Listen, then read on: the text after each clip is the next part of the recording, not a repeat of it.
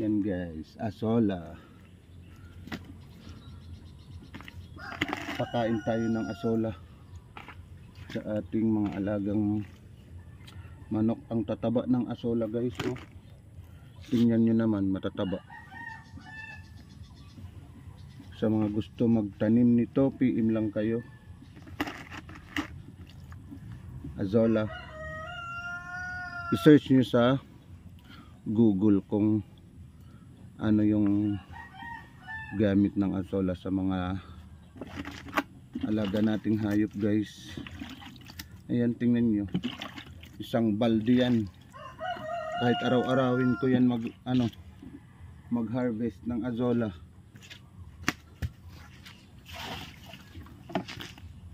Isang balde yan guys, papakain natin sa mga manok.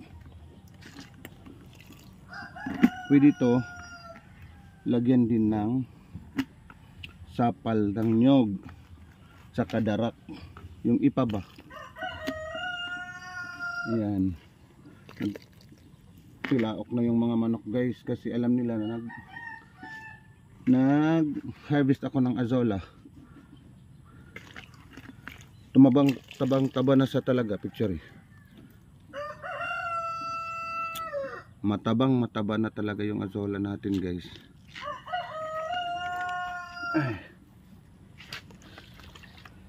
Hugasan natin bago natin ipakain. Galing pa lang to sa azola pond, ngayon lang kinuha ko. Ayan.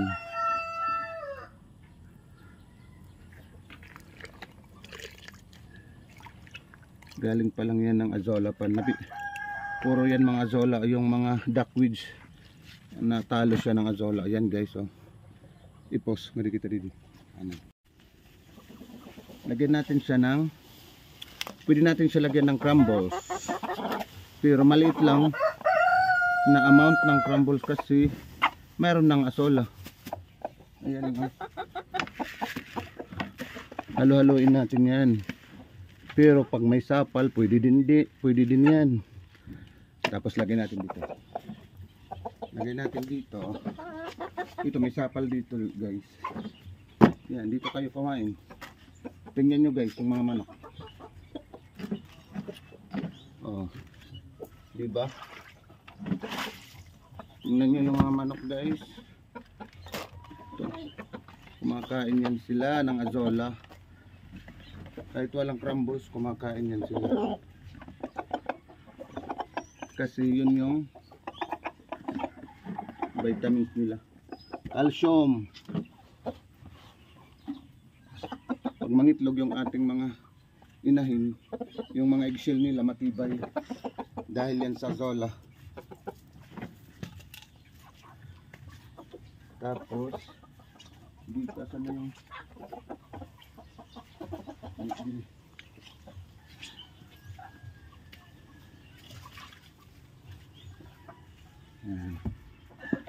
lagyan natin din dito. Yung mga kainan nila punuin natin para balik-balikan nila mayat maya. Yung iba nangingitlog, pagkatapos mangitlog tutok sila dito guys. Ayan.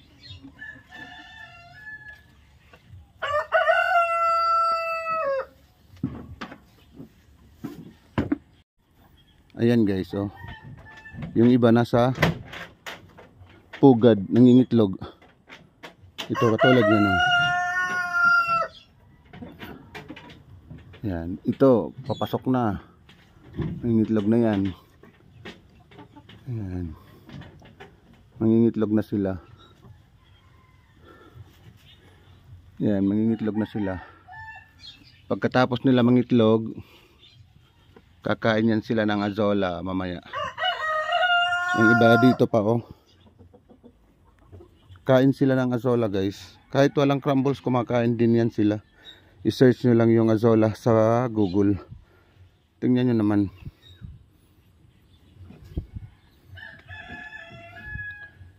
Yan.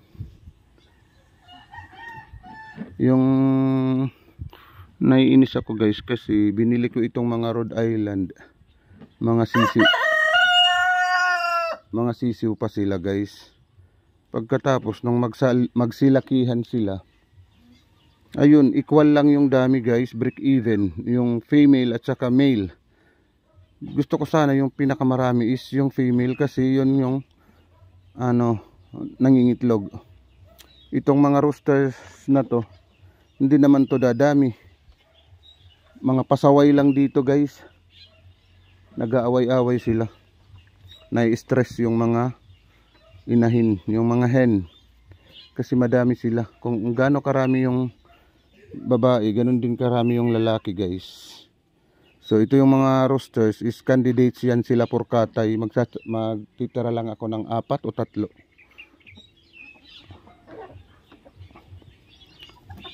Tingnan nyo, mag-away-away yan sila. Anak, yun yung ano ko kasi, yung mga babae na stress sa kanila. May ganun. Nakikita ko naman na stress yung mga babae. Ayan. Nag-aaway sila. So balak ko magtira lang ng 3 roosters. Kung may bibili ng mga roosters, ibibenta ko. Kasi hindi naman to dadami. Yan, yung mga ano nila, patukaan nila, hinahayaan ko or mini-maintain ko talaga na mayroon mga nakakain sila.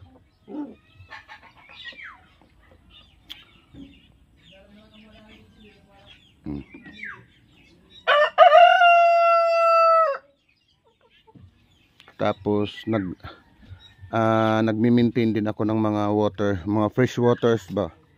Yan, nalagyan ko yan mga tubig inumin nila. Sa ngayon hindi pa ako nakabili ng mga vitamins nila. Dito ko nilalagay pag may mga vitamins diyan. Wala pa tayong budget. Kasi nag-iipon pa tayo ng itlog para ibenta. Ayan. Azola kayo guys. Mura lang yung azola. Kung gawa lang kayo ng azola pand. Tingnan natin dito guys kung meron nangingitlog. Ito yung mga fake na mga itlog. So far dito merong nangingitlog. Ayan o. May nangingitlog din dito. Tapos dito naman guys, meron na itlog. Ito, nakikita nyo dito. Yung isa fake na itlog. Yung isa tunay na itlog. Tapos dito. So hindi lang muna natin yan i-harvest kasi isa pa lang. Babalikan natin mamaya. Siya nga pala guys. Habang patagal silang nangingitlog, lumalaki yung mga itlog nila. Makikita nyo yung real at saka genuine, yung fake at saka yung tunay. Yan, so meron na ngayon isa. So mamayang hapon or mamayang 3 o'clock in the afternoon, mga 10 yan or 8. Tingnan mo ito, mangingitlog pa itong brown na meron na nakasampa doon sa pugad. Hindi siya maghanap ka ng pugad mo kasi meron na dyan nangingitlog. Dito sa isa wala oh. Dito ka na lang sa isa, hoy. Dito ka na lang sa isa. Dito ka na lang sa isang pugad, mangitlog. Wag ka dyan. Mag-aagawan pa sila ng pugad.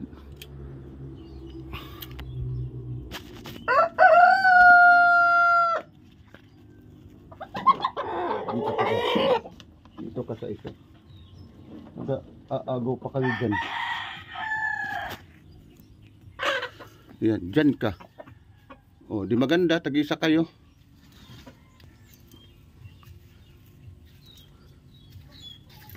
Lumipat pa siya. Nandito siya kanina. O, dyan. Tag-isa-isa kayo. Ginawan ko kayo ng isa-isang pugad dito. Wala tuloy. Tingnan natin dito. Yung mga iba, dito kayo mangitlog.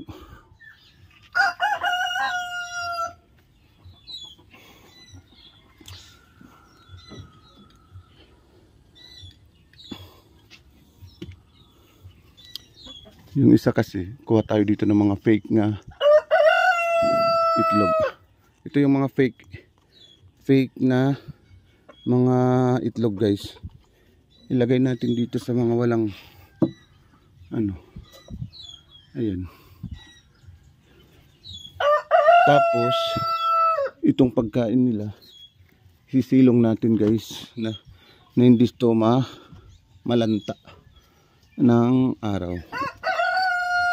Lagay natin dyan. Yan, kahit marami pa yan kasi mga busog na sila. Mamaya pagbalik ko wala na yan. Wala na yan mamaya. Papapakin nila yan.